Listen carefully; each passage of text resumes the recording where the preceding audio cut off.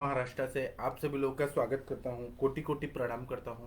आप सब लोग भारत के श्रेष्ठ चिकित्सक हैं। तो हम लोग रोज डेली 7 बजे जरूर एक योग का जरूर हम लोग वाचन करते हैं।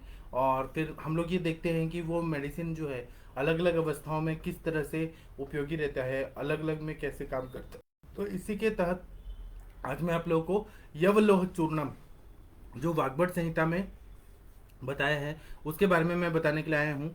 जब हम लोग सूत्र स्थान देखते हैं, अष्टांग हृदय का सूत्र स्थान जब देखते हैं, तो द्विविधोपक्रमणीय अध्याय जो है इसमें संतर्पण और अपतर्पण करने के बहुत सारे विधियां बताई हैं कि कोई क्रुश व्यक्ति है, उसका बहुत ज्यादा अपतर्पण हुआ है तो उसको संतर्पण कैसे करना है, और संतर्पण अगर जनित व्याधियां हैं, संतर्पण जनित व्याधियों में अपतर्पण कैसे करना है। तो जब हम वाग्भट पढ़ते हैं ना, तो अध्याय नंबर 14 में अगर हम लोग श्लोक देखते हैं, 24 नंबर का श्लोक, तो इसमें यवलोह चूर्णम के बारे में बताया है, जो आज के जमाने में बहुत ज्यादा उपयोगी पड़ने वाला है। हमारे पास पेशेंट अभी आजकल आते ही हैं कि उनको बहुत ज़्यादा स्थूलता रहती है, मोटापा रहता है, और उसकी वजह से बहुत सारी बीमारियां रहती है। जैसे कि मोटापा की वजह से आमबत होता है, मोटापा की वजह से हार्ट डिजीज होता है, हृदय रोग होता है, मोटापा की वजह से आर्टरीज की डिजीजेज होती है, आर्टेरियोस्क्लेरोसिस जैसे बड़ी बड़ी बीमारियां हो रही हैं। तो इसमें हम लोग किस तरह से चिकित्सा करें कि हमारा पेशेंट ठीक हो। तो इसी के तहत जो वाग्भट जी ने बताया, क्योंकि आप तो वचन है, तो वही मैं पढ़ूंगा और मैं आप लोगों को इसका क्लिनिकल एक्सपीरियंसेस जो मेरे गुरुजी वैद्य समीर जमदग्नि सर ने मुझे सिखाया है वह मैं आप लोगों से सब शेयर करूंगा। तो जब हम लोग देखते हैं 24 नंबर का श्लोक देखते हैं, तो इसमें क्या बताया है कि विडंगम नागरम क्षारः काल लोह रजो मधु यवामलक चूर्णम च योग्यो अति स्थौल्य दोषजित।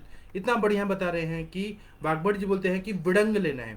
विडंग जो रहता है वो दीपन और पाचन का कार्य करता है, अग्नि मान्यता को ठीक करता है, और धात्वग्नि मान्यता को भी ठीक करता है। क्योंकि मेदो रोग में आप लोगों को मालूम है कि सारे धातु की अग्नियां कम हुई रहती है, विकृत हुई रहती है और क्षीण हुई रहती है, और केवल मेद की अग्नि ही प्रदीप्त हुई रहती है। तो यहाँ पर एक ऐसे द्रव्य की जरूरत रहती है जो रस की अग्नि को चक्रे, रक्त की अग्नि को चक्रे, मांस की अग्नि को चक्रे, और अस्थि मज्जा शुक्र की अग्नि को अच्छा करे। तो यहाँ पर सभी धातुओं को अग्नि को प्रदीप्त करने वाली विडंग जो है वह डाला हुआ है। और विडंग जो है वो लेखन कार्य भी करता है, क्लेद को भी दूर करता है, और धातु शिथिलता को भी ठीक करता है। और विडंग तो हम लोग कृमिघ्न भी मानते हैं, लेकिन और मतलब जहाँ पर भी क्लेद जन्य संप्राप्ति है और बहुत ज्यादा वहाँ पे अपकर्षण लेखन कार्य की जरूरत है, वहां पर विडंग सर्वश्रेष्ठ है।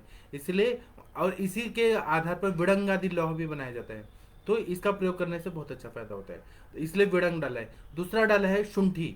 शुंठी जो है वह दीपन पाचन कार्य करती है, और शुंठी का भी वही कार्य है जो विडंग का है, लेकिन उससे और ज्यादा पावरफुल है शुंठी। जो शुंठी जो रहती है वो अदरक से बनाया जाता है, और शुंठी जो है वो जाठराग्नि को प्रदीप्त करती है, फिर उसके बाद में धात्वग्नि को प्रदीप्त करती है, और उसके साथ में ये पंच महाभूताग्नि है उसको प्रदीप्त करती है। तो इसीलिए इसको शुंठी को भी डाला हुआ है यव लोह चूर्णम में। तो इसका भी यही कार्य है कि यह अग्नि को प्रदीप्त करती है, तो रस की अग्नि, रक्त की अग्नि, मांस की अग्नि, फिर मेद की अग्नि तो प्रदीप्त है, लेकिन मेद जो है उसको, मेद की अग्नि को प्रदीप्त नहीं करना है, उसको शमन करना है। और दूसरा वहां पे लेखन कार्य भी होना चाहिए, कफ का भी लेखन करना है, मेद का भी लेखन करना है। इसलिए जौ का मैं आगे उपयोग बताऊंगा।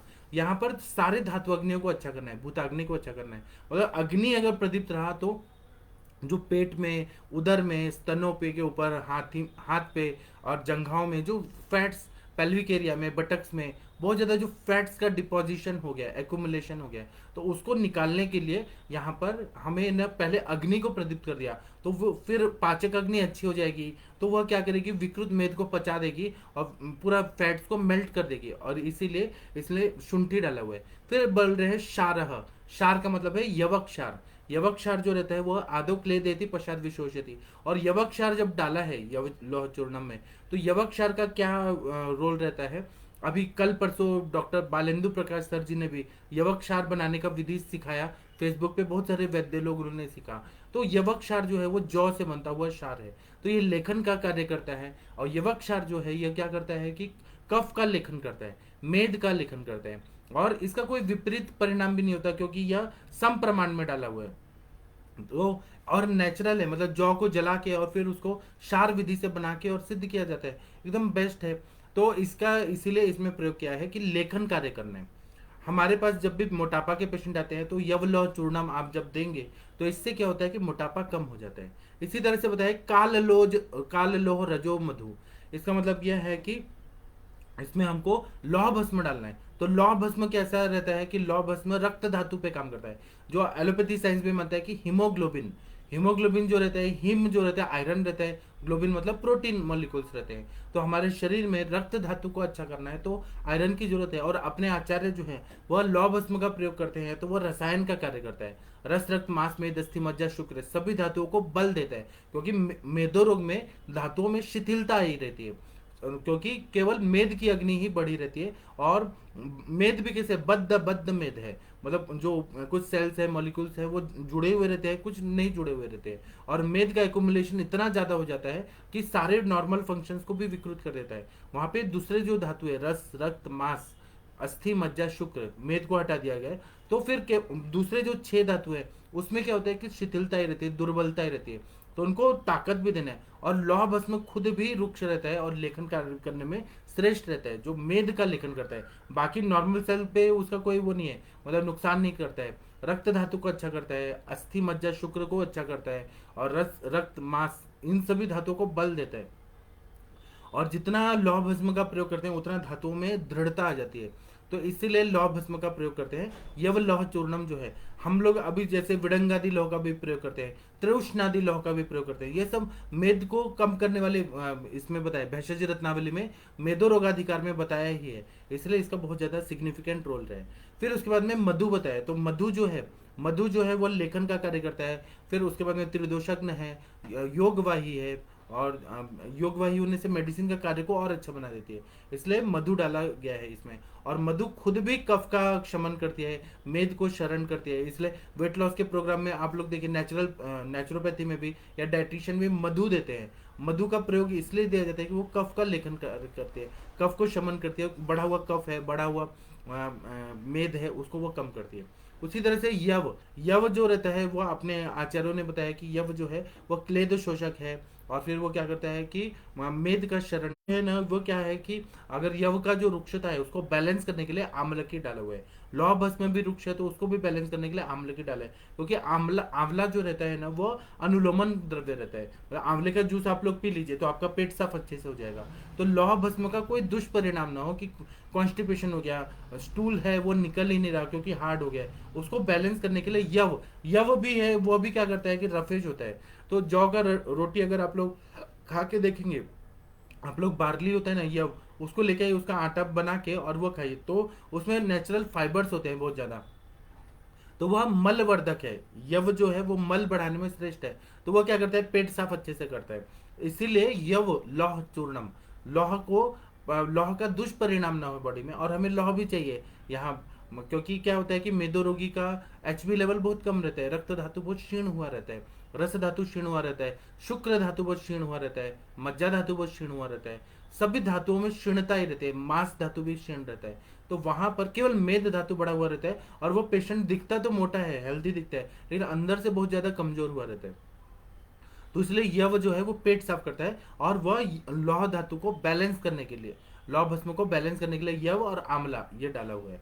तो ये बोल रहे हैं चाहे योगो अति स्थौल्य दोषजित, ये जो योग है फिर से मैं बताता हूँ, विडंग है, शुंठी है, फिर यवक्षार है, लौह भस्म है, मधु है, यव है और आंवला है, इनका जो योग है समान मात्रा में ले लेना है। और इसको 10-10 ग्राम सुबह शाम अगर देते हैं तो अति स्थौल्य रोगजित, मतलब ये स्थूलता को दूर करता है, मोटापा को दूर करता है, तो इसलिए इसका बहुत ज्यादा महत्व रहता है।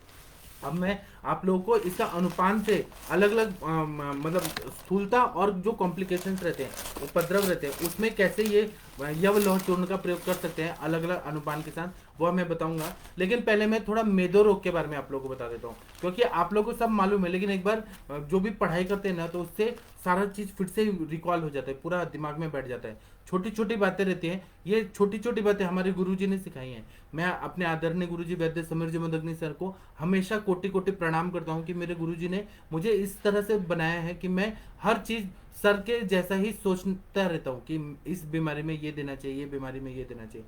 तो इसीलिए इसमें जब हम मेदो रोग देखते हैं तो शरीर के सभी जगह में मेद की वृद्धि होती है। ऐसा आहार विहार का सेवन किया जाता है कि मेद की वृद्धि बहुत ज्यादा हो जाती है, इसलिए इस व्याधि को मेदो रोग कहते हैं। मेदो ओबेसिटी जो है ना, वो एक चीरकारी व्याधि है, बहुत क्रॉनिक रहता है और याप पे भी रहता है। जब तक हम ट्रीटमेंट करते हैं तब तक वेट कम हो जाता है, ट्रीटमेंट बंद कर दिया तो फिर से बढ़ जाता है। ट्रीटमेंट देखें या जिम में लोग जो जाते हैं वेट लॉस करने के लिए, तो वहां पर वो वर्कआउट करते हैं बहुत ज्यादा, जब तक वेट कम कर रहे हैं, फिर जैसे ही खाना वो बंद कर दिया, जिम में जाना, एक्सरसाइज बंद किया तो फिर से बढ़ जाता है। इसलिए इसको याप पे बोला है कि जब तक चिकित्सा कर रहे हैं, जब तक उपाय कर रहे हैं तब तक ठीक है, नहीं तो फिर से बढ़ जाता है। तो इसलिए याप पे बोला है। और अत्यंत पीड़ाकर व्याधि है, क्योंकि मोटापा से ही पीसीओडी बढ़ता है, ओबेसिटी बढ़ता है, हार्मोनल इम्बैलेंस होते हैं, इम्पोटेंसी आता है और बुढ़ापा जल्दी आता है, क्योंकि धातुओं का पोषण नहीं होता है तो फिर बुढ़ापा जल्दी आता है। और उसके वजह से हार्ट डिजीजेज हो जाते हैं, आर्टेरोस्क्लेरोसिस, हार्ट में ब्लॉकेजेस होता है, कोलेस्ट्रॉल बढ़ता है, किडनी फेलियर होता है, मधुमेह होता है। मोटापा तो बहुत ही बेकार बीमारी है। मेरे पास एक पेशेंट आए थे, तो वह बता रहे थे कि वो ना एक मुस्लिम पेशेंट आए थे मेरे पास।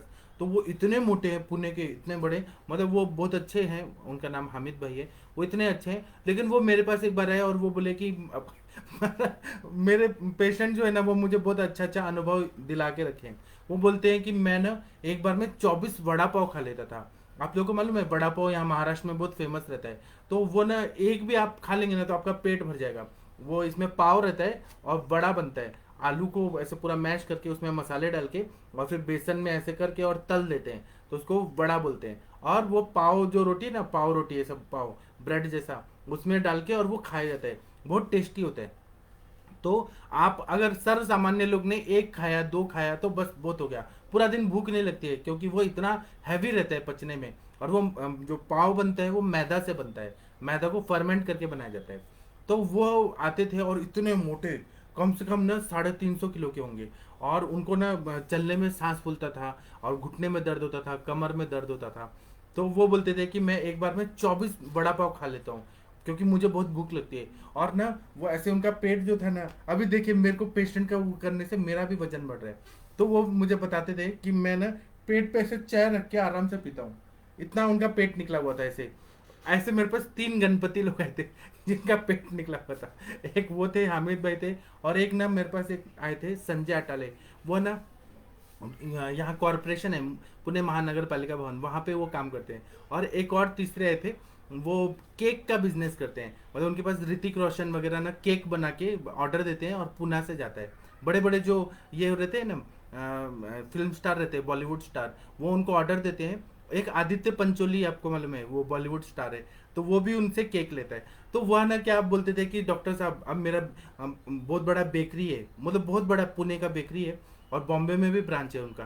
तो वो बोलते हैं कि सारे बॉलीवुड स्टार्स और बड़े बड़े इंडस्ट्रीज मेरे से केक लेके जाते हैं। तो अभी वो केक बन गया है तो उसको टेस्ट तो करना पड़ेगा कि अच्छा बना है कि नहीं बना है, मीठा है कि नहीं बना है, टेस्टी होना चाहिए, तभी तो हम हमारी डिमांड होती है। ये 2005 की बात है। तो वो 3 गणपति आए थे मेरे पास मेरा पेट निकल के इतने बड़े बड़े। तो वो बोलते थे, जो तीसरे वाले थे ना वो साउथ इंडियन थे। तो वो बोलते थे कि डॉक्टर साहब मुझे इतना ये केक और चॉकलेट्स खाना पड़ता है ना, इसलिए मेरा वेट बढ़ गया। जो हामिद भाई थे, मुस्लिम थे, देखिए ऐसा कॉम्बिनेशन था कि तीनों लोगों का वेट कम हुआ मेरे पास। जो हामिद भाई थे मुस्लिम, वो बोलते थे कि डॉक्टर साहब मैं नॉनवेज तो खाता ही हूँ, लेकिन मेरा नॉनवेज से वेट नहीं बढ़ा है, मेरा बड़ा पाव से बढ़ा हुआ है, क्योंकि एक आलू भी है और मेरा वीकनेस है बड़ा पाव। और वो कभी 2 बार दिन में 24-24, 48-48 वो बड़ा पाव खा लेते थे। तो ये जो बताया ना कि मेद बढ़ाने वाले चीजों का सेवन बहुत ज्यादा कर रहे हैं, और सेंडेटरी लाइफस्टाइल की घूमना फिरना बंद है और बैठे रहना है, तो ये सारा उनमें था। वो इतने मोटे थे, इतने मोटे थे ना कि उनका पेट इतना था, और ये भी गला भी इतना ऐसे वो था, बड़ा था। तो बाद में मैंने उनका वजन कम किया, फिर उनकी शादी हो गई, फिर वो बहुत साल के बाद मिलने आए मेरे पास, 2015 में मिलने आए। तब मुझे याद है वो मुझे मिलने आए और पतले हो गए थे, मेरा ट्रीटमेंट से पतले हो गए थे। बाद में उन्होंने कंट्रोल किया, खाना पीना और ये सब किया। एक और मेरे पास अग्रवाल जी आए थे, तो वो मतलब बहुत बड़े बिजनेसमैन है, पुणे के, वो बोलते थे कि डॉक्टर साहब मेरे को इतना भूख लगती है, इतना भूख लगती है कि मैं क्या करूं, अगर कोई चाय 1 कप पीता है तो मैं 10 कप पीता हूँ, मुझे इतना भूख लगती है, कंट्रोल ही नहीं होता है। और एक तरह से मानसिक बीमारी है कि मुझे उतना ज़्यादा मात्रा में चाय पीना है। कोई 1 चपाती खाता है तो मैं 10 खाता हूँ, इतना उनको भूख लगती थी। और जो भूख लगती थी ना वो विकृत टाइप की भूख है, वो नॉर्मल नहीं है। उनको चलने को नहीं आता था थोड़ा भी, और बैठे रहने का काम है और दिन भर सोते रहने का। बिजनेस करते थे लेकिन वो उतना बिजनेस पे ध्यान नहीं दे पा रहे थे। तो अग्रवाल जी ने तो ये कराया, बैरिएट्रिक सर्जरी कराना पड़ा मेरा, क्योंकि ट्रीटमेंट में खाना पीना का परहेज वो नहीं पाल सकते थे। क्योंकि अगर वो कहीं गए, पार्टी में गए, कहीं काम पे गए, वहां लोग दे देंगे कि चाय पियो, और उनका वीक पॉइंट यही था कि खाना खाना है, ज्यादा खाना खाना है, ज्यादा ज्यादा। तो ये वीक पॉइंट होने की वजह से इंदौर कभी गए तो वहां पे बहुत ज्यादा ये मिलता है, चूड़ा और फरसान इंदौर का सबसे टेस्टी होता है। तो वहां जाएंगे और लेके आएंगे और खाते बैठेंगे दिन भर। तो ये वीक पॉइंट होता है लोगों का खाना खाने का। तो इसमें बता रहे हैं कि हेतु क्या रहता है मेदो रोग का। तदति स्थौल्य मति संपूर्णात गुरु मधुर शीत स्निग्धोपयोगात अव्यायामात अव्यवायात दिवा स्वप्नात हर्षम अहर्षम नित्यत्वाद अचिंतनात द्विज स्वभाव जायते। इसका मतलब है कि जो इंसान बहुत ज्यादा गुरु पदार्थ खाते हैं, हैवी चीजें खाते हैं बहुत ज्यादा, जैसा मैदा की चीजें खा रहे हैं, पिज्जा खा रहे हैं, बर्गर खा रहे हैं, बहुत सारी हैवी चीजें खा रहे हैं, मीठी चीजें बहुत ज्यादा खा रहे हैं, स्वीट चीजें खा रहे हैं, ठंडा में रह रहे हैं, ठंडा पानी पी रहे हैं, इससे क्या कफ दोष प्रकोपित हो जाता है। स्निग्ध पदार्थों का, डीप तेल में, डीप ऑयल फ्राइड जो खाना रहता है, तेल में बहुत ज्यादा डुबा के जो बनाया जाता है, अलग अलग व्यंजन रहते हैं खाने के, उसका सेवन कर रहे हैं, व्यायाम नहीं कर रहे हैं, मैथुन भी नहीं कर रहे हैं, धातुओं का क्षय भी नहीं हो रहा है। अगर मैथुन कर लेते तो शुक्र का क्षय होता, तो प्रतिलोम क्षय से कम मेद धातु तो बैलेंस रहता ना। ये मैथुन भी नहीं कर रहे हैं वो लोग, और उसी तरह से दिवा स्वैप कर रहे हैं, दिन में सोना, ये सब करते हैं, कोई भी चिंता नहीं करते हैं, जो है लाइफ में एंजॉय करते हैं, सुखपूर्वक खाना पीना ऐसा करते हैं। और कभी कभी बीज दोष की वजह से मेदो रोग की उत्पत्ति हो जाती है। इसी तरह से चरक विमान स्थान में मेदो स्त्रोत की दृष्टि के क्या हेतु बताए हैं। अव्यायाम दिवा स्वप्नात् मेद्यानाम चाति भक्षणात् मेदो वाहिनी दुष्यंती भुक्तवताम च स्वपताम दिवाम। इसका मतलब ये है कि अव्यायाम कर रहे हैं, दिवा स्वाप कर रहे हैं, मतलब एक्सरसाइज बंद है पूरी तरह से, दिन में सोना, उसके बाद में बहुत ज्यादा मेद बढ़ाने वाली चीजें, जो मैदा है ना, मैदा, ब्रेड, बिस्किट्स, इनका सेवन ज्यादा मात्रा में करते हैं, या फिर पिज्जा वगैरह का सेवन करते हैं, फर्मेंटेड आइटम ज्यादा खाते हैं, जो भी स्थूलता लाती है, ऐसी चीजों का ओवर ईटिंग किया जाता है। बॉडी नहीं मांग रही है तब भी ओवर ईटिंग किया जाता है, क्योंकि खाने में टेस्टी लगता है, ऐसा चीज रहता है। और दिन में सोना, भुक्तवताम तो स्वपताम दिवाम, खाना खाए मदर अवस्था वाक में तो तंद्रा सबको आती है, लेकिन वो दिन भर सो जाते हैं, और फिर रात को भी सोते हैं, दिन में भी सोते हैं। तो इन सब में क्या होता है कि मेद धातु है वो विकृत हो जाता है, और मेद की अग्नि केवल प्रदीप्त होती है, और बाकी रस रक्त मांस की अग्नि शांत हो जाती है। शांत मतलब जीरो नहीं होगी, वो कम हो जाएगी। और दूसरे अस्थि मज्जा शुक्र, इसकी भी जो धात्वग्नि है वो वीक हो जाएगी, पूरी तरह से जीरो नहीं होगी, वीक होगी। तो इससे क्या होगा, धातुओं का जो पोषण है, अच्छा रस नहीं बनेगा, रक्त नहीं बनेगा, मांस नहीं बनेगा, अस्थि मज्जा शुक्र नहीं बनेगा। और इसका संप्राप्ति कैसे बता रहे हैं कि मेदसावृत्त मार्गत्वाद वायु कोष्ठ विशेषतः चरण संदुष्यत अग्नि आहारम शोषयत्यपि तस्मात् शीघ्रम जरत्य आहारम चाति कांक्षति विकारश्चानुते घोरान कांक्षित काल व्यतिक्रमात्। मतलब जो मेद बढ़ाने वाली चीजों का सेवन अति मात्रा में किया जा रहा है, अव्यायाम वगैरह किया जा रहा है, और ज्यादातर मीठा चीज खाया जा रहा है, तो इससे क्या होता है कि सभी धातु अग्नियों का मंदता बहुत ज्यादा बढ़ जाता है, और इसकी वजह से मेद धातु की अग्नि जो है वो विकृत हो जाती है। भूख बहुत ज्यादा लगती है, लेकिन वो क्या करती है कि सारा चीज ना विकृत होने की वजह से, मेद धातु अग्नि विकृत होने जैसे जो भी चीज खाए पिए है वह मेद धातु में ही कन्वर्ट कर देती है, और इससे अन्य स्रोतों का अवरोध हो जाता है, और अन्य स्रोतों की पुष्टि नहीं हो पाती है। उसी तरह से अव्यायाम वगैरह करते हैं तो मेद बनता है, वो अपाचित होता है, विकृत होता है, और मेदो धातु की वृद्धि होती जाती है, विकृति रूप में होती है। इससे और स्त्रोतरोध होता है, क्योंकि फैट सब जगह जाके ये स्त्रोतरोध जन्य संप्राप्ति कर रहा है। इससे फिर वायु का विमार्गमन होता है, वायु का जो अपना रास्ता है वो रोक दिया जाता है, फिर वह कोष्ठ में चरण करता है, संचरण करता है, और उसकी वजह से जितना वायु रहेगा अग्नि के पास, अगर कहीं चूल्हे के पास आग जल रही है, उसमें जितना हवा मारेंगे, फूंक मारेंगे, वो और ज्यादा भड़क जाती है, उसी तरह से अग्नि जो है, यहाँ पर कोष्ठ में जो अग्नि है उसमें वायु जितना, क्योंकि स्त्रोतोरोध हो गया है, वायु घूम नहीं पा रही है, वायु केवल कोष्ठ में ही घूम रही है, सर्कुलेट हो रही है, वो अग्नि को और प्रदीप्त कर देती है। इससे और ज्यादा भूख लगती है, और ज्यादा भूख लगती है, और अन्न का पचन जल्दी होता है, शीघ्रता से होता है, और अधिक अन्न का सेवन किया जाता है, ओवर ईटिंग होती है, और इस तरह से मेदो रोग हो जाता है। तो यह अन्य स्रोतों को नहीं बनने देती है, मतलब अन्य स्रोतों को ब्लॉक करके रखी है। रस को नहीं बनने देती है, रक्त को नहीं बनने देती है, मांस को नहीं बनने देती है, अस्थि मज्जा शुक्र को नहीं बनने देती है, और वो भी अगर हो रहा है तो वो बहुत स्लो स्लो हो रहा होता है, केवल मेद ही मेद, मेद ही मेद सब जगह हो जाता है। तो इसके वजह से क्या होता है कि इसमें क्या क्या रहता है, तो अपने चरक संहिता में बताया है, अष्टोनिंदतीय में उसके बारे में बताया है कि आयु का ह्रास होता है, मतलब डीजनरेटिव चेंजेस आने लगते हैं, ज्वाइंट पेन होने लगते हैं, कमर दर्द होने लगता है, पीसीओडी होने लगता है, फाइब्राइड होने लगते हैं, हार्ट में जाता है तो आर्टेरियोस्क्लेरोसिस होता है, हार्ट डिजीज होने लगता है, आमवात भी होने लगता है, जवप्रोध मतलब यौवनावस्था जो रहती है ना वह कम होने लगता है, जिसको हम बोलते हैं कि अकालत जरा, बुढ़ापा अकाल में जल्दी आने लगती है, शरीर का जो शिथिलता बढ़ जाती है, सुकुमारता कम हो जाती है, उत्साह की हानि हो जाती है। उसी तरह से कृच्छ वैवाहिता, अगर मैथुन करना चाहे, शुक्र निकालना चाहे तो वो निकाल नहीं पाता, क्योंकि स्त्रोतोरोध जन संप्राप्ति है और शुक्र धातु भी अच्छा नहीं बन रहा है, इसलिए कृच्छ वैवाहिता बोल रहा है। दौर्बल्यता आती है, दुर्गंधता बहुत ज्यादा आती है, क्योंकि मेद धातु और स्वेद का बहुत संबंध रहता है, क्योंकि मेद धातु का ही मल स्वेद है, बहुत ज्यादा पसीना निकलता है और विकृत स्वरूप से स्वेद प्रवृत्ति होती है, इसलिए बहुत ज्यादा बदबू आती है, बहुत ज्यादा दुर्गंधता होती है, दुर्बलता बहुत ज्यादा रहती है, क्योंकि रस रक्त मांस अस्थि मज्जा शुक्र नहीं बन पाता है, केवल मेद धातु बनता है। उसी तरह से स्वेद भी है, वो अच्छे से नहीं निकल पाता है जितना उसको पसीना निकलना चाहिए, और आजकल क्या है कि पसीना न आए इसलिए फैन कूलर और एसी का बहुत ज्यादा जमाना है, तो इसकी वजह से एसी की वजह से पसीना तो पूरी तरह से बंद हो जाता है, इसलिए मोटापा और ज़्यादा बढ़ जाता है, फिर बहुत ज़्यादा भूख लगती है, बहुत ज़्यादा प्यास लगती है, और बहुत ज़्यादा यूरिनेशन भी होता है, ये सारा उपद्रव जो है यह सब हो जाता है। मेद वृद्धि की वजह से उदर में, स्तनों के ऊपर ये सब बहुत ज़्यादा ये बढ़ जाता है, फैट्स बढ़ जाते हैं, ओबेसिटी आ जाती है, एक सेंट्रल ओबेसिटी होती है और एक नॉर्मल ओबेसिटी होती है। उसी तरह से प्रमेह व्याधियां हो जाती है, प्रमेह पीड़िकाएं हो जाती हैं, डायबिटिक वुंड्स हो जाते हैं, ज्वर होता है, भगंदर होता है, विद्रधि होता है, पक्षाघात होता है, हृदरोग होता है, रक्त बीपी बढ़ता है, हाई बीपी का प्रॉब्लम होता है, ये सारे कॉम्प्लिकेशंस हो जाते हैं। तो इसमें हम लोग बहुत सारे और भी दवाएं देते हैं, जैसे कि मेदो और गुगुल देते हैं, चंद्र प्रभावटी देते हैं, ऐसे बहुत सारी व्याधियाँ दवाइयाँ देते हैं, त्रिउष्णा दिलाओ देते हैं, फिर विडंगा दिलाओ, त्रिउष्णा दिलाओ, अलग अलग दवाइयाँ देते हैं। लेकिन जो मैंने आज बताया यव लोह चूर्ण, इसका भी प्रयोग आप लोग करिए तो बहुत अच्छा फायदा होता है। इसी तरह से व्योषादि सक्तु करके भी चरक संहिता में बताया, व्योषादि सक्तु वो भी अच्छा काम करता है। लेकिन मैंने जो आज व्योषादि लोह सॉरी यव लोह लोह चूर्णम बताया वह बहुत ही सिंपल है। इसमें क्या लेना है, तो विडंग लेना है, सम प्रमाण में विडंग ले लिया, विडंग का चूर्ण ले लिया आपने, उसके बाद में शुंठी ले लिया, उसके बाद में आपने यवक्षार ले लिया, उसके बाद में आपने लौह भस्म ले लिया, मधु ले लिया, और उसके बाद में आपने यव चूर्ण ले लिया, जौ का चूर्ण ले लिया, और आंवला का चूर्ण ले लिया। इन सबको सम प्रमाण में डाल के और मिक्स करना है, और मिक्स करने के बाद मधु है तो उसकी गोलियां आराम से बन जाती है। इसका 10-10 ग्राम की मात्रा में अगर आपने गोली का सेवन किया तो वेट लॉस होता है।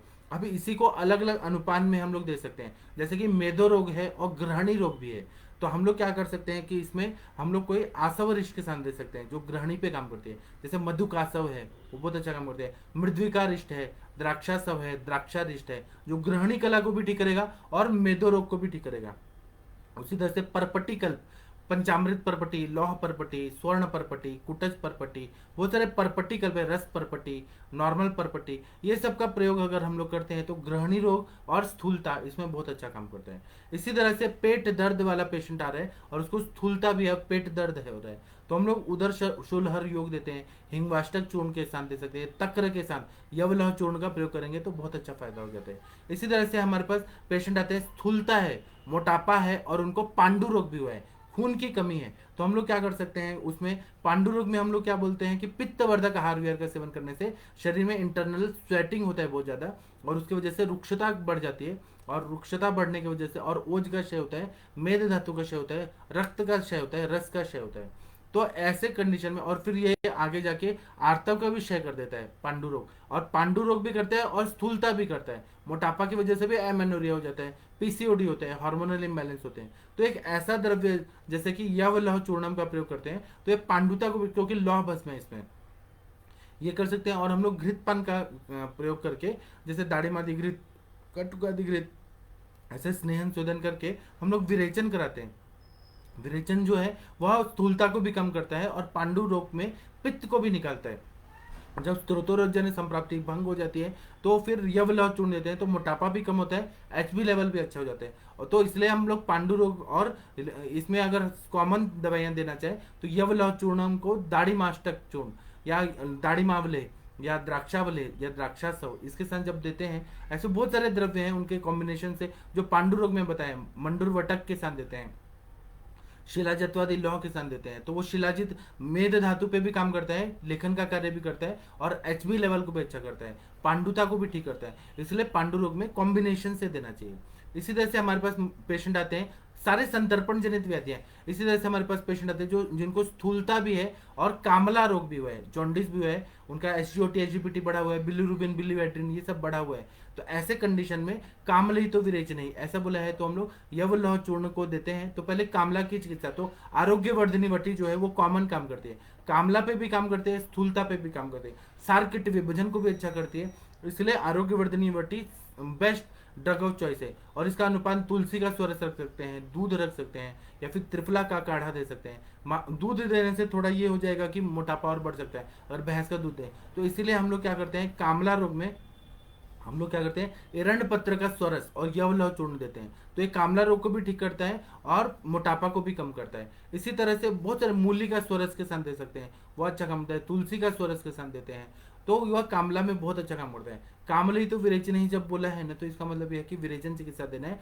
और यकृत पे काम करता है, करना है। और ये मोटापा भी होता है, तो वह यकृत का कार्य अच्छे से नहीं हो पा रहा है, इसलिए हो रहा है। इसलिए यवलह चूर्ण को आरोग्यवर्धिनी वटी के साथ देने से बहुत अच्छा फायदा होता है। इसी तरह से अगर कृमि रोग है, पेट में कीड़े हैं और मोटापा भी है बहुत ज्यादा, जैसे कि मैंने बताया कि बहुत सारे लोग मेरे पास आ रहे थे ओवर ईटिंग कर रहे थे, तो उनका कृमि का भी उसमें हिस्ट्री में मिल रहा था कि पेट में काटने जैसा दर्द हो रहा था, और उनको कभी कभी मल त्याग करते समय कृमि निकलते थे बहुत सारे, उनके पैर बहुत सारे हैं, और ऐसे round worm, hook worm, tape worm, Ascaris, ऐसे बहुत सारे कृमि भी निकलते हुए पाए गए। तो इसमें हम लोग जो यवलह चूर्ण है, जो मेरा आज का टॉपिक है, जिसके बारे में मैं बता रहा हूँ, यवलह चूर्ण को विडंगारिष्ट, कृमि कुठार रस, कृमि मुदगर रस, फिर कृमि ग्लिंगन के काढ़ा के साथ, या फिर इसके साथ देते हैं, या फिर हम लोग बस्ती देते हैं, जैसे कि हम लोग विडंगादि तेल का देते हैं, या फिर हम लोग करंजादि तेल, निम्बादि तेल, इनका जब बस्ती देते हैं और साथ में कृमि की चिकित्सा के साथ में स्थूलता को कम करते हैं, तो यह वेट लॉस अच्छा करता है और कृमि को भी नष्ट कर देता है। इसी तरह से हमारे पास मोटापा के साथ पेशेंट है और उनको उदर व्याधि है, तो उसमें उदर ही तो विरेचन नहीं, उदर रोग में भी हम लोग को विरेचन ही देना पड़ता है, स्त्रोतोरोजन्य संप्राप्ति को भंग करना पड़ता है, अग्नि को बढ़ाना पड़ता है। तो यह लौह चूर्ण है वो दीपन पाचन का कार्य भी करता है, लेखन का कार्य भी करता है, क्योंकि शुंठी इसमें डाला हुआ है, आंवला डाला हुआ है और विडंग डाला हुआ है। तो ये अपना आप ही दीपन पाचन का कार्य करता है, इसमें स्पेशल कुछ देने की जरूरत नहीं है। और ये धातुओं की शिथिलता को अच्छा करता है। क्लेद क्लेद क्लेद क्लेद बहुत ज्यादा हुआ है, बद्ध बद्ध मेद बहुत ज्यादा बढ़ा हुआ है, जो प्रमेह व्याधि है, उसमें भी यवलह चूर्ण जो है वह क्या करता है, क्लेद को दूर कर देता है, मूत्र प्रवृत्ति को बैलेंस कर देता है, मेद धातु का लेखन करता है। तो प्रमेह जन्य संप्राप्ति या प्रमेह पीड़िका जन्य संप्राप्ति और मोटापा है, उसमें यवलह चूर्ण का प्रयोग करने से बहुत अच्छा फायदा होता है। अब आप लोग बोलेंगे कि डायबिटीज में मधु कैसे चलेगा, मधु चलेगा, लेकिन मधु जो है ओरिजिनल आया हुआ आना चाहिए। उसमें चीनी या मिश्री डाल के या कुछ और केमिकल डाल के जो बनाया है मधु, वो डुप्लीकेट होता है, मधु ओरिजिनल होता है। और अगर आपको तब भी डर लग रहा है तो मधु को हटा दीजिए और उसमें विडंग डाल दीजिए, यवलह चूर्ण में विडंग डाल दीजिए, शुंठी डाल दीजिए, यवक्षा डालिए, लौह भस्म डालिए, जौ डालिए, जौ का जो आटा रहता है या वो चूर्ण जो रहता है वह डालिए, और आमलकी डालिए, और इसको गर्म पानी के साथ सुबह शाम लेंगे या फिर उसका गोली बना के लेंगे, तो वह भी वेट को बहुत अच्छे से कम करता है। और उदर रोग में भी हम लोग उदर रोग में आरोग्यवर्धनी वटी देते हैं। उदर की चिकित्सा जैसे वातोदर है, पित्तोदर है, श्लेष्मोदर है, जलोदर है, तो जो मेडिसिन वहाँ पे मूत्रल द्रव्य चाहिए तो गुक्षरादि गुगुल, चंद्र प्रभावटी, पुनर्नवा गुगुल मूत्रल दवाइयों में आता है। अग्नि को बढ़ाने के लिए हम लोग ग्रहणी का पाठ रस, आरोग्यवर्धनी वटी, कालमेघ चूर्ण, फिर उसके बाद मृद्विका रेश, द्राक्षासव, पुनर्नवासव, बहुत सारे द्रव्य हैं, परपटी कल्प देते हैं। तो जो उदर की चिकित्सा है, महानारायण चूर्ण, उनके साथ में अगर हम लोग दे देते हैं अनुपान बदल बदल के, तो यह बहुत बढ़िया काम करता है। इसी तरह से अर्श व्याधि रहता है, स्थूलता रहती है, और तो उसमें यवलौह चूर्ण है, उसको भल्लातक परपटी के साथ दे सकते हैं, अर्श कुठार रस, फिर अर्शोग्निवटी के साथ दे सकते हैं, अर्शकल्प के साथ दे सकते हैं, या फिर हम लोग कांकायन बटी के साथ दे सकते हैं, अभ्यारिष्ट का अनुपान के साथ यवलौह चूर्ण। और ये सारे द्रव्य हैं जो अर्श पे भी काम करते हैं और मतलब मोटापा पे भी काम करते हैं, क्योंकि अर्श व्याधि भी संतर्पण जन्य व्याधि है, वहां पर भी वेट लॉस करना बहुत जरूरी है। बहुत सारे लोग जो रहते हैं ना वो बैठे बैठे रहते हैं, दिन रात बैठे रहने का काम रहता है, उनको कॉन्स्टिपेशन का भी तकलीफ होता है, वेगावरोध भी होता है, और उनको अर्श व्याधि होने का चांसेस बहुत ज्यादा बढ़ जाता है। तो मोटापा भी है और अर्श भी है, तो इसलिए यवलौह चूर्ण का प्रयोग हो। और एचबी लेवल भी कम हो जाए अगर ब्लीडिंग पल्स हो रहा है। तो पहले अगर शुष्क अर्श है तो उसमें तो हम ये देते ही हैं, भल्लातक के कल्प वगैरह देते हैं, सूरन वटक के साथ हम लोग यवलौह चूर्ण देते हैं, तो अर्श को भी ठीक करते हैं और उसको भी ठीक करते हैं। अगर ब्लीडिंग पाइल्स है तो नागकेशर चूर्ण के साथ दे यवलौह चूर्ण, तो ये ब्लीडिंग पाइल्स की वजह से जो ब्लीड हो रहा है तो उसमें नागकेशर चूर्ण उसको पूरी तरह से स्तंभित कर देगा। और दूसरा लौह भस्म है, तो ये क्या करेगा, एचबी लेवल जो डाउन है उसको ये बढ़ा देगा, इसलिए नागकेशर चूर्ण है, प्रवाल पंचामृत है, कभी कभी हम लोग को प्रद्रांतक लौह, प्रद्रांतक रस, बोलबद रस, कुटचारिष्ट, गुलकंद के साथ प्रवाल भस्म, प्रवाल पिष्टी, शंख भस्म, ये सब देना पड़ता है जैसे कंडीशन रहता है। या अर्शोग्न महाकषाय जो बताए हैं चरक सूत्र स्थान 4th में जो बताए हैं, उनमें से कोई ड्रग सेलेक्ट करके और पेशेंट को देना है, तो स्थूलता भी कम होती है और अर्श व्याधि भी ठीक होता है। इसी तरह से पेशेंट हमारे पास श्वास के पेशेंट आते हैं जिनको मोटापा भी है और सांस भी बहुत ज्यादा फूल रहा है, तो हम लोग इसमें क्या करते हैं, श्वास रोग में हम लोग क्या बोलते हैं, तमके तो विरेचना, बाकी व्याधियों में हम लोग वमन देते हैं। तो अगर तमक श्वास नहीं है और बाकी श्वास का व्याधि है और मोटापा भी है बहुत ज्यादा, तो उसमें हम लोग वमन करा के, वमन कराने के बाद हम लोग स्नेहन शोधन वमन करा के, और उसके बाद में संसर्जनम का फॉलो करके, और उसके बाद में यवलौह चूर्ण को हम लोग श्वास कुठार रस या श्वास का चिंतामणि रस, समीर पन्नग रस, समीर, फिर इस तरह से जो श्वास प्राणवय स्रोत में कंटकारी का प्रयोग करते हैं, बृहति का प्रयोग करते हैं, दशमूल का प्रयोग करते हैं, जो भी वत्सनाभ के कल्पों का प्रयोग करते हैं, फिर श्वास का चिंतामणि रस का प्रयोग करते हैं, काश चिंतामणि रस का प्रयोग करते हैं, चंद्रामृत रस का प्रयोग करते हैं, कभी कभी हमें मोटापा और इन दोनों पे काम करना है तो चित्रकादि वटी का प्रयोग करते हैं। जैसा कंडीशन है वैसे वो व्याधि प्रतिनिक दवाई और यवलौह चूर्ण का कॉम्बिनेशन में हम देते हैं या अनुपान बदल के देते हैं। कभी कभी हम वासा रिष्ट के साथ देते हैं, वासा क्वाद के साथ देते हैं, तो कॉम्बिनेशन में भी दे सकते हैं। तो ये कॉमनली क्या करेगा कि यवलौह चूर्ण है, ये मोटापा को भी कम करेगा, एचबी लेवल को भी कम बढ़ाएगा, एचबी लेवल को बढ़ाएगा और धातुओं की शिथिलता को दूर करेगा।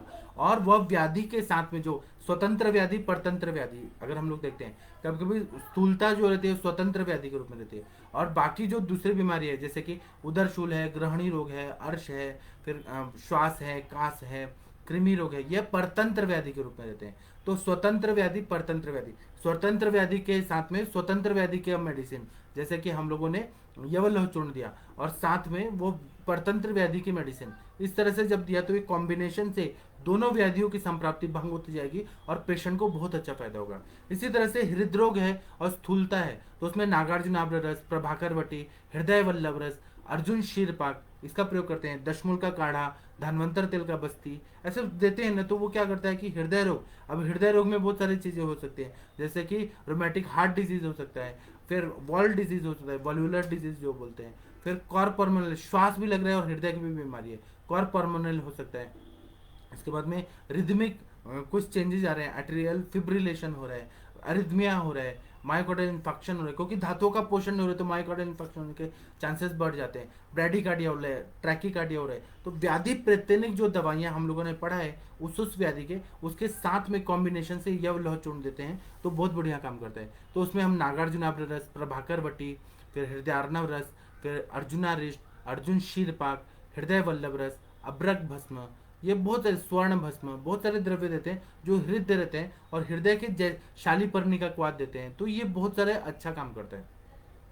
इसी तरह से स्थूलता है और अम्ल पित्त के पेशेंट है तो हम लोग यवलौह चूर्ण प्लस हम लोग क्या करते हैं कि गुडूची का स्वरस दे दिया, आंवला का जूस दे दिया, अनार का जूस दे दिया, मधुर तिक्त कषाय रसात्मक द्रव्य जो भी हैं इस दुनिया में वह सब हम लोग देते हैं, तो वह अम्ल पित्त को भी ठीक करता है और यवलौह चूर्ण से वेट भी कम होता है, क्योंकि इसमें हाइपर एसिडिटी तो होगा ही। यवलौह चूर्ण देने से क्या होता है कि यह दीपन पाचन का कार्य करता है और व्याधि प्रतिनिधि दवाइयों के साथ, जैसे सूचशेखर रस दे दिया, कामदुधा रस दे दिया, लघु सूचशेखर रस दे दिया, प्रवाल पिष्टि दे दिया, शंख भस्म दे दिया। बहुत सारे द्रव्य हैं जो अम्ल पित्त पे भी काम करते हैं, स्थूलता पे भी काम करते हैं। इसी तरह से स्थूलता की वजह से अजीर्ण हो गया, अरोचक हो गया, अतिसार हो गया, प्रवाहिका हो गया, वात व्याधि, ग्रदसी, अवबाहुक हो गया, कटिशूल, रक्तपित्त हो गया, मस्तिष्क रोग, नासा रोग हो गया, नेत्र रोग, मुख रोग हो गया, बालों की समस्या हो गई, मानस विकार हो गया, पीसीओडी हो गया। फिर स्त्रियों की जितने भी व्याधियां हैं, वंध्यत्व हो गया, उन्माद हो गया, अपस्मार हो गया। फिर उसके बाद में रजोदुष्टि हो गई, रक्त प्रदर हो रहा है, श्वेत प्रदर हो रहा है, स्तन विद्रदी हो रही है, स्तन के रोग हो रहे हैं, फिर योनि व्यापत हो रहे हैं। स्थूलता और योनि व्यापत, ये बहुत बड़ा ब्रॉड स्पेक्ट्रम ऑफ सिम्टम्स के साथ ये व्याधि आती है। तो वो मोटापा और योनि व्यापत है।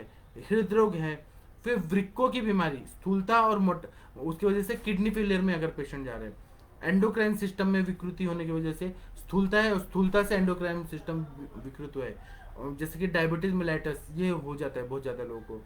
उसी तरह से आमवत है, कुष्ठ है, मोटापा और कुष्ठ रोग ऐसा भी है। ऐसे बहुत सारे व्याधियां हैं, इतनी इतनी सारी बीमारियां आजकल बढ़ रही है। तो हमें यवलौह चूर्ण को उस व्याधि प्रतिनिधि दवाई के कॉम्बिनेशन के साथ, या वो व्याधि को और इस व्याधि को कॉमनली जो ठीक करता है, जैसे कभी कभी हम लोग त्रिफला का काढ़ा देते हैं, कभी कभी हम लोग को कुबेराक्षवटी, पीसीओडी जैसे कंडीशन, फाइब्रॉइड कंडीशन रहा तो यवलौह चूर्ण और कुबेराक्षवटी देते हैं।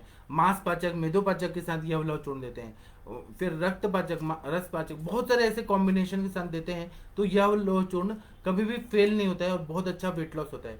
इसका प्रयोग करने से एक हफ्ते में 2 किलो वजन कम होता है। अगर पेशेंट को डाइट चार्ट दे दिया जाए तो पेशेंट का वेट लॉस भी अगर 2 किलो हर हफ्ते में कम होगा। और इस दुनिया में कौन नहीं चाहता है कि वो हैंडसम और स्मार्ट दिखे।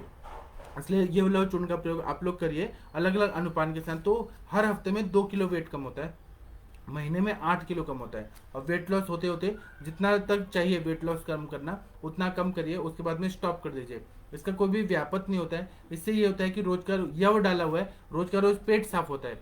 अगर कॉन्स्टिपेशन निकल गया, पेशेंट का मल प्रवृत्ति अच्छे से हो रही है, अपना वेट जो है वो कम होने लगता है। फिर यवलव चूर्ण का प्रयोग करने से ये होता है कि लेखन कार्य होता है, मोटापा जो है वो कम होते जाता है। और कोई चूर्ण खा लिया ना तो अग्नि अपने आप, जो मेद की अग्नि है वो शांत हो जाती है, कम भूख लगती है। टेम्पटेशन जो होना चाहिए होता है ना ब्रेन में कि पेट खाली हो गया तो खाना खा लो खाना खा लो, वो टेम्पटेशन बहुत ज़्यादा रुक जाता है। और थोड़ा पेशेंट को कंट्रोल भी करना चाहिए खाने में, अति सर्वत्र वर्जित। तो यह यवलव चूर्ण है, यह बहुत ज़्यादा हेल्प करता है। यवलव चूर्ण में क्या क्या डाला है, तो विडंग डाला हुआ है, शुंठी डाला हुआ है, फिर उसके बाद में यवक्षार डाला हुआ है, लौह भस्म डाला हुआ है, यव डाला हुआ है। यव मतलब मराठी में सातु बोलते हैं, और वो जौ गेहूं की तरह होता है लेकिन उसमें फाइबर लगा रहता है। यव जो हम लोग देवी माता का, दुर्गा देवी का जब हम लोग कलश रखते हैं ना तो उसके साइड में यव लगाते हैं। क्यों? क्योंकि वह शुभ माना जाता है, पवित्रकारी मंगलकारी होता है। तो जौ ही लगाते हैं, गेहूं नहीं लगाते, चावल नहीं लगाते, जौ ही लगाते हैं। और दशहरा के दिन कान में लगा के देवी माता का आशीर्वाद लिया जाता है। तो वो यव जो है ना, उसका आटा जो है वो लेखन का कार्य करता है, वेट लॉस। उसकी रोटी अगर खाते हैं ना तो वेट लॉस होता है, इसलिए यव लौह चूर्ण। और आंवला जो है वह भी, और ये क्या करता है, लौह भस्म को बैलेंस करता है कि कॉन्स्टिपेशन को होने नहीं देता है, लेखन कार्य भी करेगा, पेट भी साफ करेगा। तो जब ये सब चीजें होने लगेंगी तो अपने आप पेशेंट का वेट कम होता है, इंच लॉस भी होता है, और झुर्रियाँ नहीं पड़ती हैं, स्किन लूज नहीं पड़ता है। तो बहुत सेफ और बेस्ट मेडिसिन है, और इसका प्रयोग आप लोग करने वाले हैं। आप लोग भारत के श्रेष्ठ चिकित्सक हैं, तो आप लोग अपने अपने अनुभव हमें बताइएगा। और फिर अनुभव आएगा तो फिर अनुभव जन्यम ज्ञानम स्मृति, अनुभव से जो प्राप्त ज्ञान रहता है उसको स्मृति बोलते हैं। अभी ना थोड़ी देर के बाद इंटरेक्टिव सेशन होगा। मेरे पास एक बांग्लादेश के पेशेंट आए थे, वो डॉक्टर नवीन जोशी सर से उनकी मुलाकात हुई यूट्यूब में मेरा वीडियो देखने के बाद। तो उन्होंने नवीन जोशी सर से संपर्क किया, और उनको, उनके बेटे को ना फिट्स का तकलीफ था, अपस्मार जो कन्वर्जन्स होते हैं ना, सीजर्स, वो आ रहे थे। तो उन्होंने मेरे से इंटरेक्टिव सेशन में आए, और उन्होंने 1 महीना पहले मेरे से बात किया, और उनके बेटे को मैंने 500 साल पुराने जो पुणे के वृद्ध वैद्य हैं उनका एक फॉर्मूला दिया उनको, बेटे को, और वह पूरा अपस्मार 1 महीना हो गया, एक बार भी झटका नहीं आया। जो एलोपैथी का एप्टोइन और ऐसे बहुत सारे एंटी एपिलेप्टिक ड्रग्स लेके रहना पड़ता रहा था, और एलोपैथी साइंस ने बोल दिया था कि उसका इलाज नहीं है, वह मेरा दवाई से 1 महीना हो गया, अभी तक उसको झटके नहीं आए, और पेशेंट का तबियत बहुत अच्छा है। तो आप भी अगर फॉर्मूला जानना चाहते हैं तो आप लोग 8:15 बजे जुड़िए। मैं अभी वायरल कर दूंगा थोड़ी देर में, सारे ग्रुप्स जितने भी है व्हाट्सएप ग्रुप सभी में वायरल कर दूंगा वो लिंक। आप लोग सेशन में आइए और उनसे बात करिए, और आप लोग भी सीखिए, देखिए कि अपस्मार का इलाज जो आयुर्वेद में है वह कहीं पर भी नहीं है। मैं चाहता हूं कि सारे भारत के श्रेष्ठ चिकित्सक ये फॉर्मूला सीखें और एविडेंस, मतलब पेशेंट से डायरेक्ट बात करें, इंटरेक्ट करें। मैं उनको अभी बुलाऊंगा, इंटरेक्ट करिए और देखिए अपस्मार आप लोग भी ठीक कर सकते हैं, परमानेंट ठीक कर सकते हैं। वो क्या दवाई है वो मैं आप लोग को बताऊंगा। अभी मैं अपना लेक्चर समाप्त करता हूं क्योंकि 8 बजने वाला है और भारत के श्रेष्ठ चिकित्सक हैं तो मुझे भी टाइम का पंक्चुअल रहना पड़ता है, ठीक है। और आप लोग बहुत अच्छे हैं, मुझे तो बहुत अच्छे लगते हैं। अभी देखिए यहाँ पर आयुष दर्पण टीम की तरफ से मर्म चिकित्सा का एक गूगल फॉर्म दिया जा रहा है, मर्म बिगिनर कोर्स। तो इसको आप भर दीजिए। डॉक्टर आदरणीय जो नवीन जोशी सर हैं वह आपको मर्म सिखाएंगे, क्योंकि मर्म की चिकित्सा जो है वह श्रेष्ठ चिकित्सा है। अपने भारत का स्पेशल, मतलब जो प्राचीन काल में सतयुग में जो मर्म चिकित्सा किया जाता था वह चिकित्सा है। आप अगर वो सीखेंगे तो आपको एक गुण आएगा, एक कला आएगी। तो आप लोग वो गूगल फॉर्म जो अभी दिया गया है इनबॉक्स में उसको भर दीजिए और आप इसको सीख लीजिए सारा मर्म का कैसे चिकित्सा करना है, ठीक है। डॉक्टर श्री कल्याण आयुर्वेदाश्रम जी नमस्ते प्रणाम आपको। डॉक्टर ममता शर्मा जी नमस्ते प्रणाम आपको। डॉक्टर अनिल यादव जी नमस्ते प्रणाम आपको। डॉक्टर प्रशांत जी नमस्ते प्रणाम आपको। आप लोग अपना अपना अनुभव बताइएगा कि यव लौह चूर्ण का प्रयोग आप लोगों ने किया। उसमें सिंपल सिंपल दवाइयाँ हैं, सब मिलता है उसमें। विडंग है, शुंठी है, फिर यवक्षार है, फिर उसमें लौह भस्म है, और उसके बाद में जौ का जो चूर्ण है, आटा या चूर्ण वो डाल दिया और आंवला डाल दिया। इसको मिक्स करके मधु के साथ इसका गोलियां बना के और पेशेंट को 10-10 ग्राम सुबह शाम दीजिए। वेट लॉस बहुत होता है। जो डायबिटिक पेशेंट है उनको मधु हटा के उसको घी के साथ या गर्म पानी के साथ दीजिए, और आप लोग भी पेशेंट को दीजिए। और इसमें कोई ज़्यादा खर्चा नहीं है, गरीब अमीर सब लोग ले सकते हैं, और रिजल्ट मुझे ज़रूर बताइएगा। डॉक्टर मनीषा सिंह मैम नमस्ते प्रणाम आपको। डॉक्टर सविता जी नमस्ते प्रणाम आपको। हाँ डॉक्टर प्रशांत भट्ट जी ये आप जो बोल रहे हैं ना, तीनों मरीजों को क्या दिया, जो 3 ऐसे पेट निकाल के आते थे और वो भी तीनों ऐसे लगते थे कि त्रिदेव हैं, उन लोगों को मैंने क्या किया मालूम है? हाँ, जो ट्रीटमेंट दिया वो मैं बताना भूल गया। मैं तो पेशेंट के बारे में ही बता रहा था। उनको मैंने लेखनीय गण का काढ़ा का बस्ती दिया। उसके बाद में मैंने सहचरादी तेल 75 ml सहचरादी तेल, 25 ml सरसों का तेल, उसको मिक्स करके पूरा अच्छे से मिक्स करके उसका बस्ती दिया। जब ये तेल जाता था ना तो बस्ती प्रत्यागम के टाइम पे चर्बी गिरता था, जैसे ऑमलेट होता है ना चिकन का, उस तरह से ऑमलेट गिरता था। और वो पेशेंट बोलते थे कि इतना फैट्स कहाँ से हमारा गिर रहा है, और मैजिक की तरह उनको दिखता था। इंटरनल मेडिसिन में मैं क्या देता था उनको कि मैं उनको मेदोहर गुगुल देता था, मेरे सर का बनाया हुआ मेदोहर गुगुल, चंद्र प्रभावटी, आरोग्यवर्धिनी वटी, फिर उसके बाद में नवक गुगुल, बदल बदल के नवक गुगुल, त्रिउष्णादि लौ, विडंगादि लौ, फिर उद्वर्तन दिया था मैंने। जो आरगवद्य अध्याय है, चरक सूत्र स्थान दूसरा आरगवद्य अध्याय के जो बहुत सारे ये उद्वर्तन के योग बताए, उसमें से मैंने बहुत सारे त्रिफला, दारू हरिद्रा, फिर करंज, ऐसे बहुत सारे जौ, ये सब लेके रोज उद्वर्तन करके रगड़ना है उनको। 1 घंटा रोज रगड़ना है और उसके बाद पसीना आ जाना चाहिए और उसके बाद स्नान करना है। ऐसे मैंने बोला था, उन लोगों ने एकदम फॉलो किया क्योंकि बहुत अच्छे लोग थे, हैंडसम थे, और इतने अच्छे हो गए, इतना पेट कम हो गया। और क्योंकि एक जो हाँ तीसरा वाले जो थे ना वो बहुत ज़्यादा मोटे थे, जो पुणे म्यूनसिपल कॉरपोरेशन में क्लर्क थे, तो उनको बहुत ज़्यादा फ्री का घूस कमाने का जो होता है ना ब्राइब, वो बहुत ज़्यादा मिलता था। उस टाइम पे कांग्रेस का जमाना था, कांग्रेस की गवर्नमेंट थी। तो वो ना बहुत पैसा कमाते थे और जाके वो भी ऐसे बाहर की चीज़ें, वड़ा पाव खाएंगे, कभी पकोड़े खाएंगे, कभी ये खाएंगे।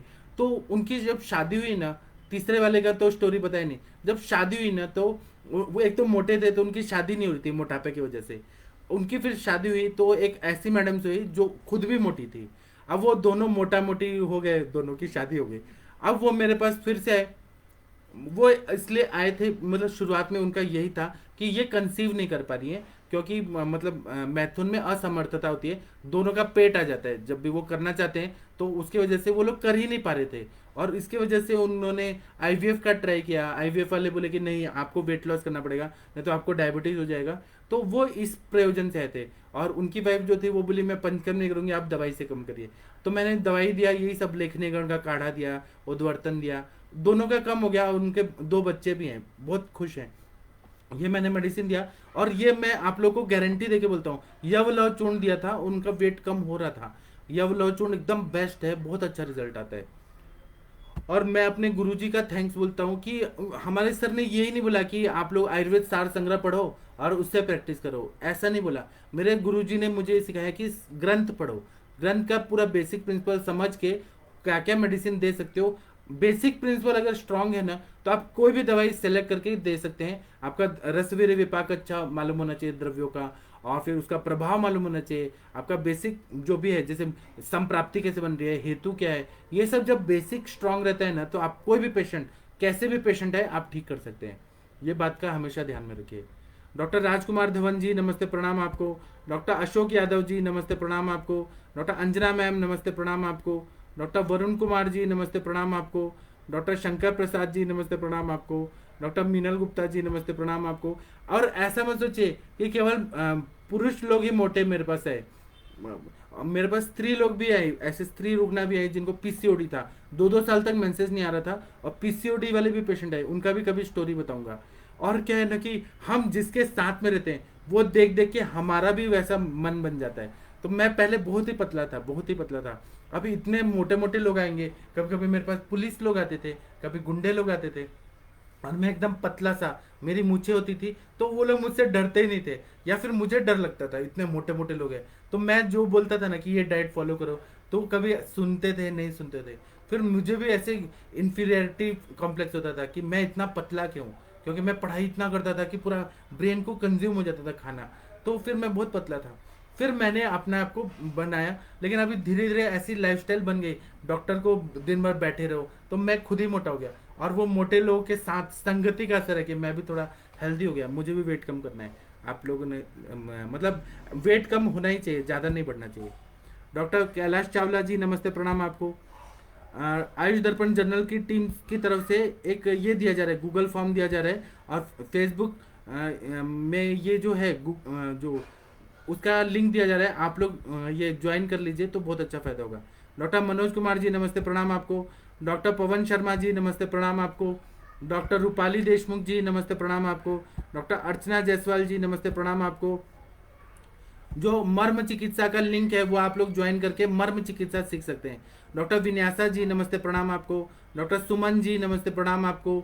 डॉक्टर, और मैं कोई भी चीज़ छुपाता नहीं हूँ, मैं पहले पतला था, अभी मैं मोटा हो गया हूँ। ये भी मेरी विकृति है, मुझे वेट कम करना चाहिए, अपना गलती एक्सेप्ट करना चाहिए।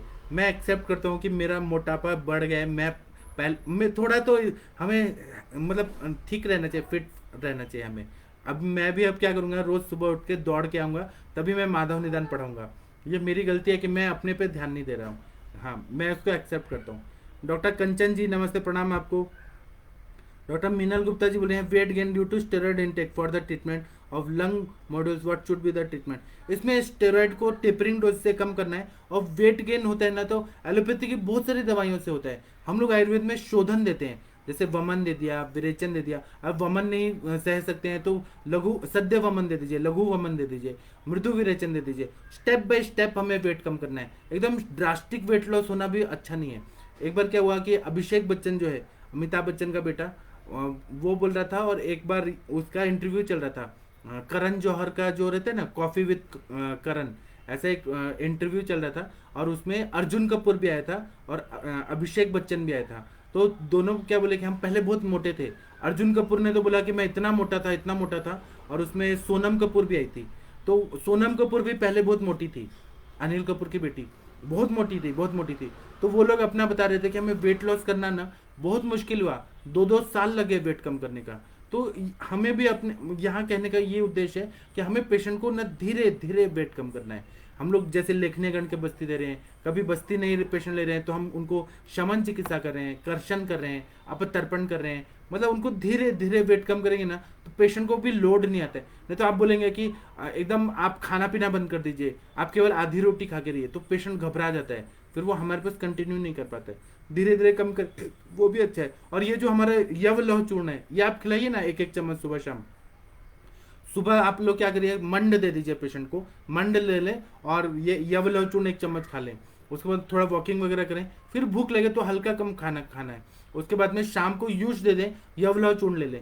इस तरह से ऐसे युक्तिपूर्वक हम चिकित्सा करते हैं ना। और आप लोग के पास जो ये यवलाव चूर्ण है, ये किसी और के पास नहीं है, आयुष दर्पण के चिकित्सकों के पास ही है। तो आप लोग दीजिए, देखिए वेट लॉस होता है 100%। और अभी गर्मी का दिन है तो जल्दी जल्दी वेट कम हो जाएगा, क्योंकि ये आदान काल है, इसमें तो वेट लॉस जरूर होता है। डॉक्टर सुनील कुमार जी नमस्ते, प्रणाम आपको। डॉक्टर सुमन जी बोल रहे हैं किडनी डी जनरेशन की पेशेंट है, तो इसमें रक्त पाचक मेदोपाचक दीजिए, तिक्तक क्षीर बस्ती और धानवंतर तेल का बस्ती दीजिए, शतावर्यादि सिद्ध दूध का बस्ती दीजिए, बहुत अच्छा काम करता है। इसी तरह से किडनी पे काम करने के लिए चंदन, रक्त चंदन और नारियल खिलाइए, बहुत अच्छा काम है। फिर सर्वतोभद्र रस है, फिर माहेश्वर वटी है, शिवा गुटिका है, बहुत बढ़िया काम करता है। और किडनी डिजनरेट क्यों हुआ है उसका पूरा हेतु निकालिए, कि उसमें स्ट्रेस है क्या, वेगों का अवरोध क्या है, क्या मूत्र का वेग का अवरोध क्या है, क्या क्या फैक्टर है कि क्या हेतु है कि उसका किडनी डिजनरेशन हुआ है, वो हेतु निकालिए। हेतु की चिकित्सा करेंगे, घृतपान करेंगे, ऑपिडक्स नहीं देंगे तो वो रीजनरेट होने लगता है। डॉक्टर देवांशु जी बोल रहे हैं कि यवलौह चूर्ण की मात्रा 10-10 ग्राम, 10 ग्राम सुबह 10 ग्राम शाम को देना है। डॉक्टर सुप्रिया गोयल जी बोले रिपीट, क्या रिपीट करूं? सुप्रिया जी कृपया एक बार फिर से बोले क्या रिपीट करना है। डॉक्टर सुनील कुमार जी नमस्ते, प्रणाम आपको। डॉक्टर लक्ष्मी जी नमस्ते, प्रणाम आपको। डॉक्टर सविता पेठे जी नमस्ते, प्रणाम आपको। डॉक्टर सुप्रिया गोयल जी आप क्या पूछ रही हैं मुझे नहीं समझ आ रहा है, आप यहाँ पर लिख दीजिए, मैं बाद में आंसर दे दूंगा। आप लोग भारत के श्रेष्ठ चिकित्सक हैं, आप लोगों को मैं और भी बहुत सारे योग बताने वाला हूँ। और आपने वो बांग्लादेश के अभी पेशेंट आएंगे, आप लोग इंटरेक्टिव सेशन में आइए, मैं आप लोगों को लिंक देता हूँ, आप लोग मुझे व्हाट्सअप करिए, मैं आपको लिंक देता हूँ, उसमें ज्वाइन हो जाइए। और आप देखिए कि अपस्मार का पेशेंट परमानेंट कैसे ठीक होता है, मतलब ये कैसे हो गया। जब मैं आप लोगों को मेडिसिन बताऊंगा तो आप लोग भी अपस्मार के पेशेंट को ठीक कर देंगे, इतना मजा आएगा ना, आप लोग को लगेगा कि सच में आयुर्वेद में ऐसी दवाई है।